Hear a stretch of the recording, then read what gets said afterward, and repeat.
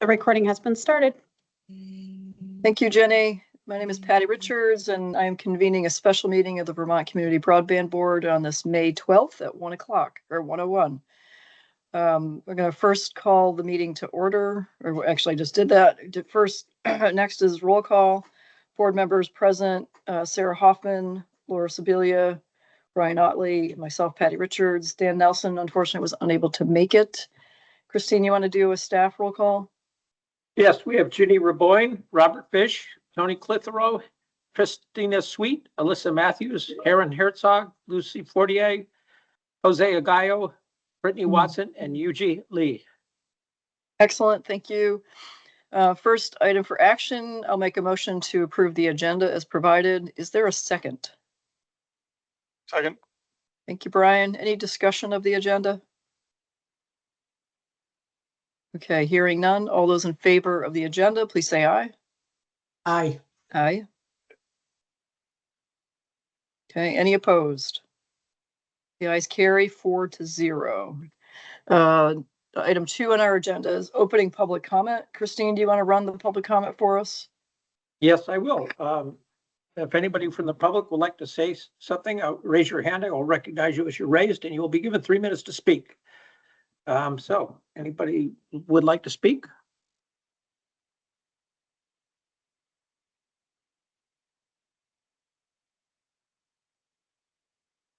Okay, seeing no hands, we can move forward. Okay, thank you very much. Then we'll move to item 3 on the agenda, which is the meat of our special meeting, the termination of the NTIA Digital Equity Capacity Grant. Christine, do you want to kick it off for us? Yes, and the order of how we'll present as staff is, I will first do a quick review of the letter we received at 6 p.m. on Friday evening, notifying us of the cancellation of our $5.3 million digital equity grant. Then I'll turn it over to Tony Clitheroe to give her legal interpretation of what actions we're taking on that end. And then I'll do a quick summary of the impact that will have. And then we'll make a recommendation from staff how we move forward with the plan. So I'll start by just sharing my screen, which is the cancellation letter.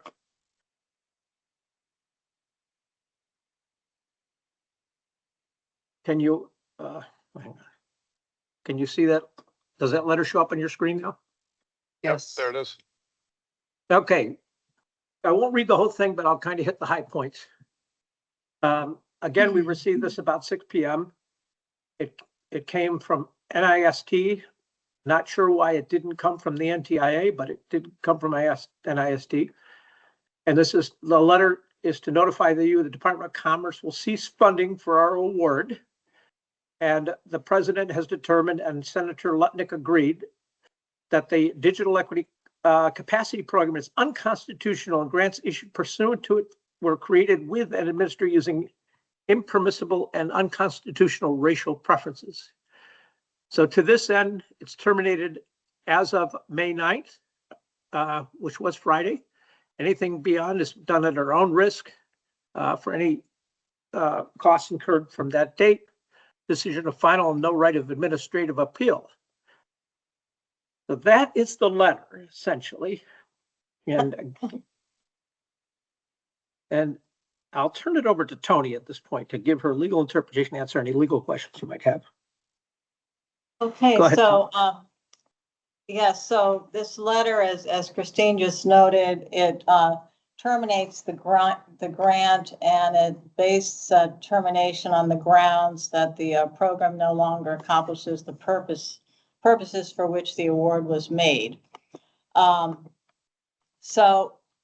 And it says that there is no right to appeal. So I wanted everyone to know that we have initiated consultations with the Attorney General's office. I'm meeting with the Solicitor General this afternoon to discuss what we should recommend going forward. I will share with you some, so I don't want to get ahead of the AGO, obviously, but what I wanted to do was, cover some of the facts that may be an issue, just to give you a little bit of context. The first thing is that This grant is subject to updated provisions of the uniform guidance for contracts and grants, which provides, it does provide a clause that says that grants can be terminated on that ground. However, it also has a provision, it's section 200.340A, A3 is contains the termination grounds. And then B has a statement that in order to, B has a statement that the federal agency has to clearly and unambiguously specify all termination provisions in the terms and conditions of the federal award. I have reviewed the award. There are numerous termination provisions, but they all relate to causal terminations, such as debarment issues, audit issues, human subjects research issues. I do not see any kind of general termination for convenience type clause. So those are the facts that I think may be important to note with respect to the grant itself. And then with respect to the authorization itself for this grant award, obviously comes out of the Digital Equity Act, which is part of the IIJA. So what we have is a congressional determination that certain quote unquote covered populations need assistance in order to meaningfully access the internet. So those covered populations do include racial or ethnic minorities. However, they also include 7 other categories, including veterans, senior citizens, rural residents, people with disabilities, people whose income is below 150% of the federal poverty line, et cetera. So the point I'm trying to make here is that while the grounds for this termination are focused on racial preferences, the congressional appropriation identifies the needs of covered populations, of which racial or ethnic minorities is but one.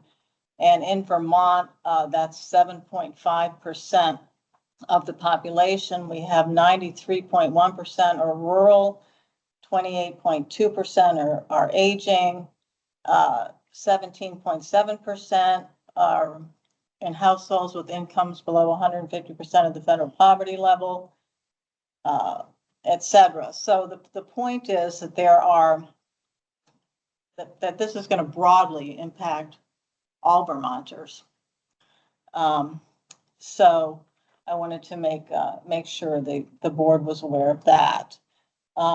So stay tuned. As I said, we're meeting today with the Solicitor General. We hope to have some information recommendations out to you soon. I see, should I call him Brian or? No, Sarah had her hand up first, but no. Oh, sorry, Okay. go ahead. We'll Is let Patty that's manage the that. end of your, that is the end of your words, Tony, at this point? Yes. Okay.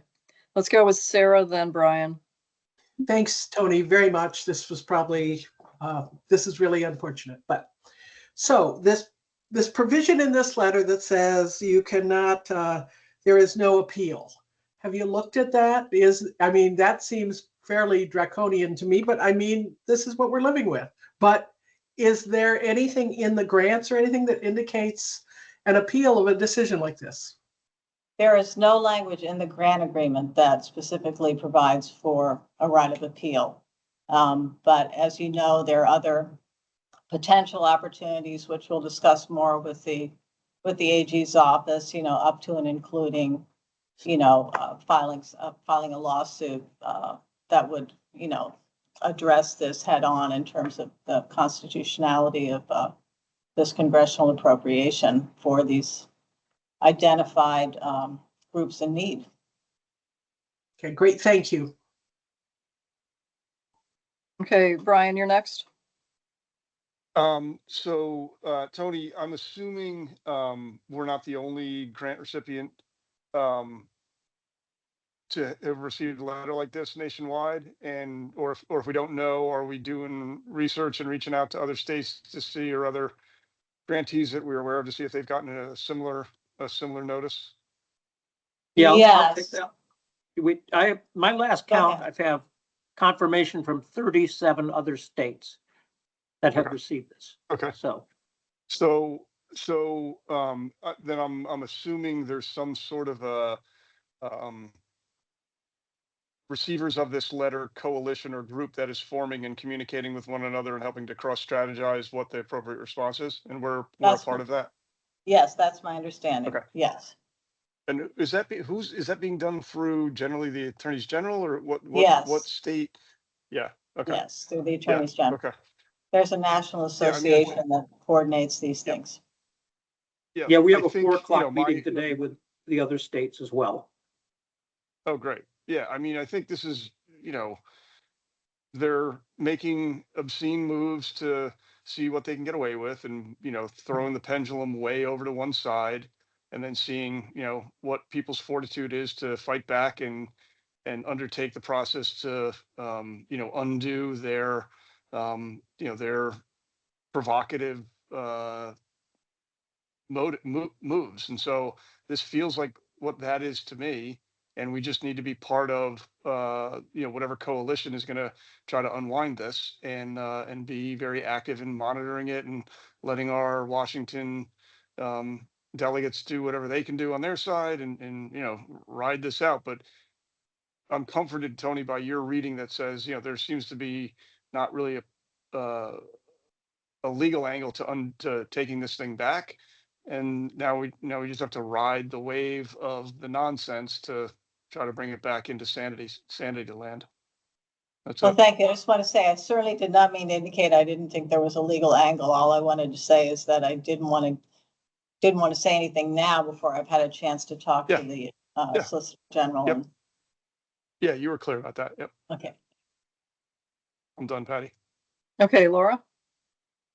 I think Brian asked most of my questions and said most of what I am thinking as well, but have we been in touch with the federal delegation? Yes, the congressional delegation has been all informed, and we've received responses back from both Welch's office is on it. Welch's office is actually coordinating with some of the Republican states on this as well, in terms of getting a stay. Okay, great. And I'll hold. Thanks. Just Yeah, one last thought, Patty. I mean, I think Yeah. it would be great. What you were reading earlier, Tony, made a lot of sense to me, that this is, digital equity is, I mean, it is what it is. And if it's about getting access to everyone, no matter where they are, who they are, blah, blah, blah, I think we can rest our laurels on that a lot. But if we can go back to our application, and if it's perverse to do it, but you got to look at it through the lens of the current administration in Washington, and try to find where they have perverted our words and perverted our intent for their own uses, to be able to claim that this is, that we submitted a racist application and all that stuff. We got to look at it through that lens and see where in our language, even under the most crazy conditions, we could see them perverting our language and using it for their effect, and then just be ready to counter that when the time comes. Yeah, absolutely. And I just want to say, to be clear, there's nothing about our application. As Christine mentioned, there are 37 other states. This is strictly because the covered populations that Congress identified as being in need and appropriated money to ensure they could connect to the internet, that one of those covered populations is termed racial or ethnic minorities. So it is what it is. But it's they do a word certainly not a search racial preference. It's not a racial No, preference but by they any do a means. simple word search on racial minorities, and they say to get rid of it. It's, that's the level of thinking we're contending with here. It's the Enola Gay. Okay, Sarah, then Exactly. Laura. Yes, now this may be covered in the next stage, Christine, so just tell me, of the 5.3 that's involved in this grant, have we spent some of it down already? Yeah, we Have will we address already that. gotten some and spent it? It seemed to me we have, but I don't know Yes. what the math is. Yep, Christina, Christina Sweet will answer that question in the next. Okay, great. Thanks very much. Okay, Laura. Yeah, just to Brian's comment, I'll add some additional information here. In another role that I serve in, outside of the legislature and the VCDB, I'm dealing with another grant, connected to the U.S. Department of Commerce, and the executive orders. But we, in that case, were asked to make amendments to the project in order for it to be approved. Funding is gone. It was not canceled or rejected. So I just wonder if this is a larger kind of strategic, every state probably got it. It's like they probably decided it's canceling. Yes, and I'm glad you mentioned that, Laura, because one of the things I meant to say is that, I know I referenced the fact that virtually all Vermonters fall within the covered populations under the Digital Equity Act. But I think the point is that each individual fits under several different covered populations, potentially. And this is a hammer, that just affects all Vermonters.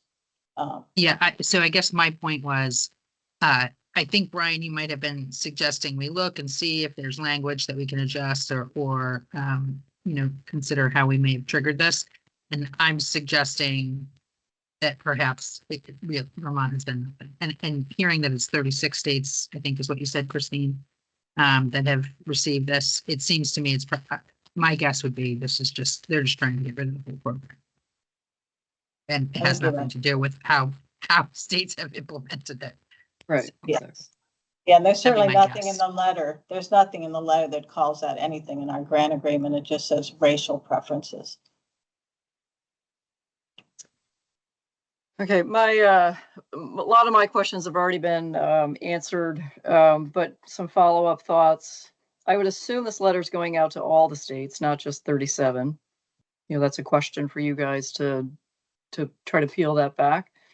Yeah, and I think that might be a safe assumption, but the fact that we received 37 states already and it was just released Friday evening, I think that's a safe assumption. We may not hear back from all of them, but we've definitely Okay. heard back from 37. Because if it's a select group of states, I'd want to know more about that, because that certainly sets up a position to litigate based on that. Like, why is it okay for one state and not for another? So that's important information. And the other piece is kind of something to be looking out in the background as we figure out our legal strategy here, if we have a legal strategy with the AG's office. But also, how much money have we spent, and is there going to be any clawback to the funds that we've already spent? Like, if we've exhausted our entire 5.3 million, do we have to give anything back, or is it as of May 9th, don't spend a nickel more? Yeah, okay, I see Christina has her hand up, so maybe she can just take that question now. Okay. Yeah. And Christina, the my other part of this question, if I can keep going for a little bit, is also, if we choose to continue to spend, how do we fund the continuance? Because the AG's office is going to take a little time to figure out what the plan is and the game plan. How do we continue to fund our salaries and staff that are devoted to this and the work that is devoted to this? Because we have consultants on board and we have some staff members. Those are my questions. Great Yeah, go ahead, question. Kay. We were prepared to Try to answer take that them on the one third at a phase. time. Yeah, One, go ahead. my understanding is that the notice required us to stop funding anything outside of the grant, anything in the grant as of last Friday. So I did hear from at least one other state today because there is a email thread with other states that they haven't still been able to draw down funds for expenses occurred through last Friday.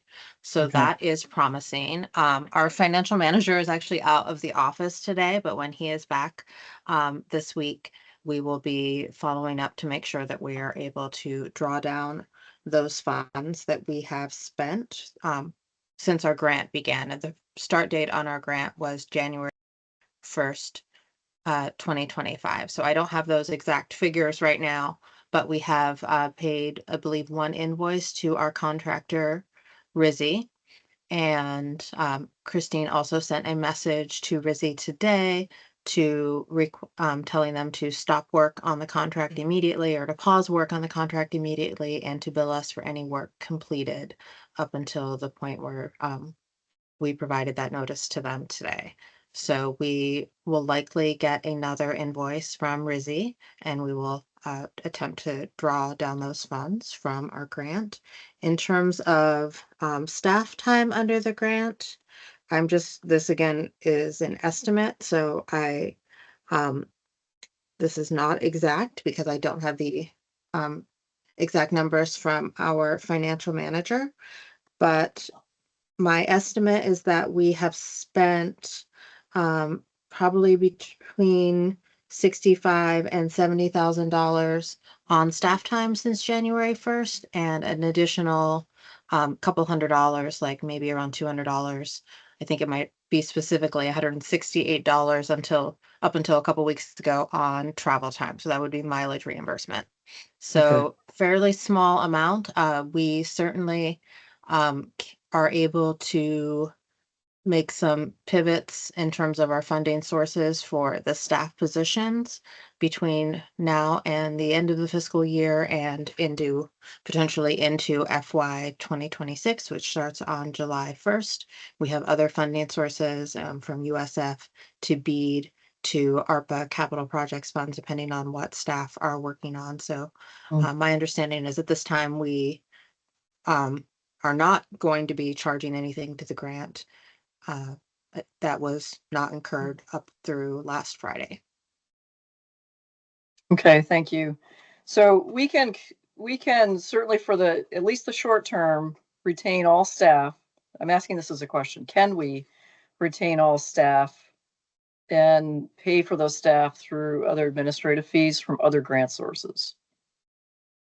That is my expectation. I would say yes, but Christine, that's my argument to Christine, is that it's yes. Yeah, and Okay. we'll cover that with our recommendation. Yeah, that is part of our recommendation, that we don't, that we don't let go staff at this point, because we do have the ability to cover that. And so let me go to the next part of the presentation, and then I'll summarize it with the recommendations. Does that work for you? Yes, that's great. Okay. So I just want to remind, really this is for the public. I know the board knows this, but this is just a quick couple slides on what the program is.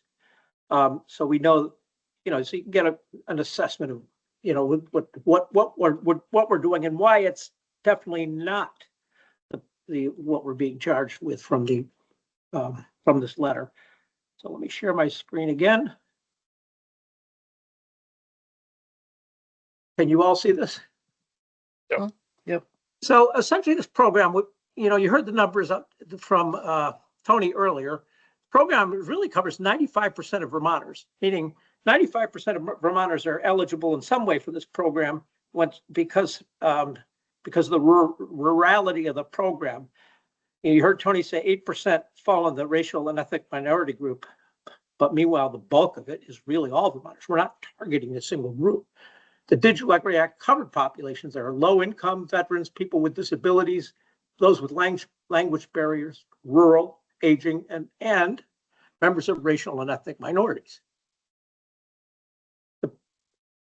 It's for digital devices for people who can't afford them. It's for digital skills for people to get online, and it's for workforce training. And we have a series of different approaches so that Vermonters can fully participate in the digital economy, whether it's workforce, education opportunities, telehealth, civic and social engagement. it maximizes our physical investments on infrastructure. And there is, and it also helps our rural economy. This really gets to Vermont's goals. We're looking at areas. This is the Center on Rural Innovation study that shows there's a greater than 200% increase in new business growth in communities that are totally fiber connected. So this is really all about improving the economic conditions for people on the other side of the digital divide, which we're showing are more than double the number of low income people. So it's not targeted to any specific group. It's targeted to all groups who are on the other side of the digital divide. So that's a quick summary of what the program is.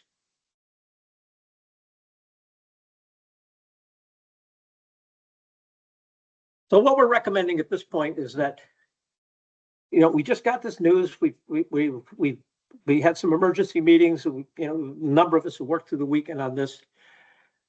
Our plan is that we sort things out over the next couple of weeks. We come back with a proposal, and as part of the budget that we're going to propose next year, we talk about what this plan will look like. We're coming back June 2nd with a proposal for the board, which will be more detailed and have the numbers attached to it, if that's acceptable to the board.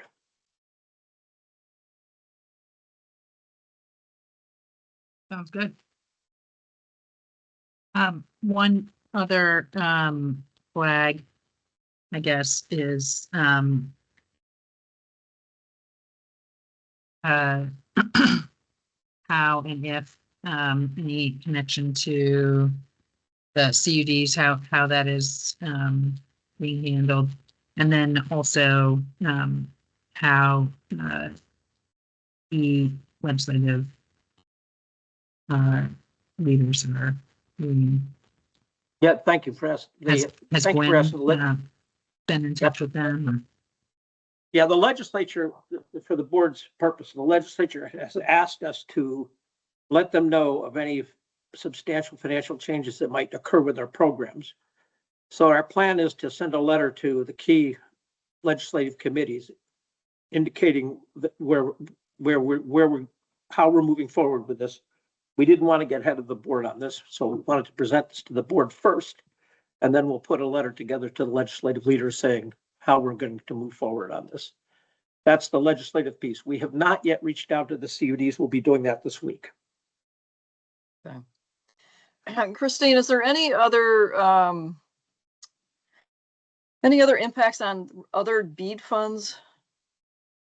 Is anything being delayed on the rest of BEAD? No, nothing that we're aware of. Does not hold up the BEAD infrastructure spending.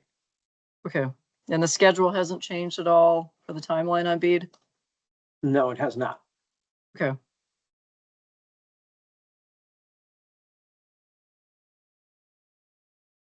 Okay, that. Anybody else have any other questions?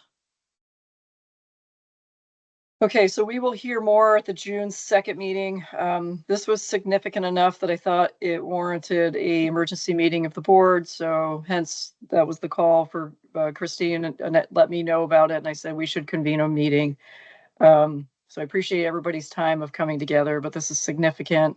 I'm actually worried about more bites at the apple relative to upstream on BEAD.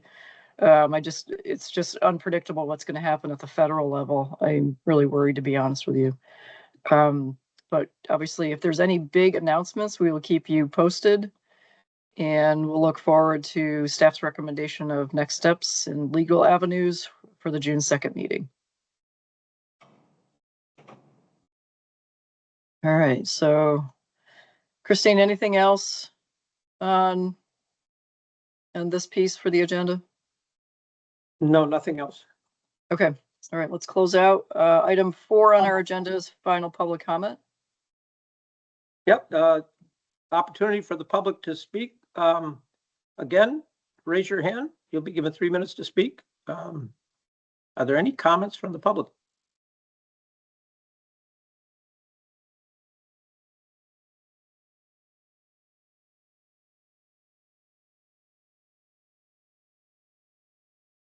Okay, seeing none. Okay, I'm going to make a motion. We adjourn. Is there a second? Second. Thank you, Laura. Any discussion? All those in favor, please say aye to adjournment. Aye. Aye. Okay. Any opposed? Thank- We are adjourned 4-0. See you. Thank you Thank all. you. We'll see you on the 2nd. Thank you. All right. Bye now. Bye-bye. Bye.